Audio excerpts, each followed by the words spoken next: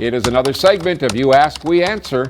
Today's question comes from Steve, who's wondering, are there any updates from the City of Eau Claire or the DNR on the PFAS in the city water? Well, Katrina Lim speaks with the city's utilities manager to find out where the issue, which started half a year ago now, stands today.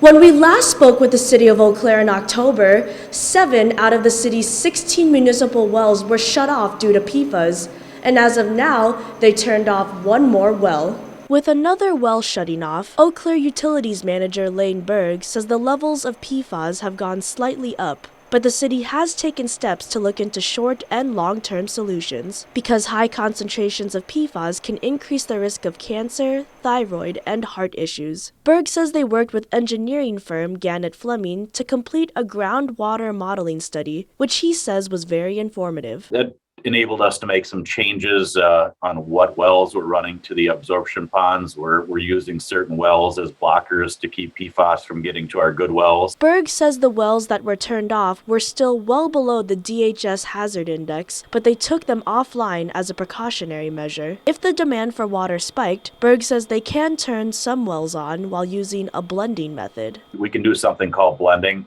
where you take a well that has slightly higher levels of PFAS and you blend it with our other wells on the south end of our well field that have little or no PFAS, and by blending it brings the concentration of PFAS down. Berg says they are still working with Gannett Fleming, but some options they're considering are drilling new wells in areas of the well field that are not impacted or purchasing a treatment system. City officials hope to make more changes before summer when water consumption and use is higher.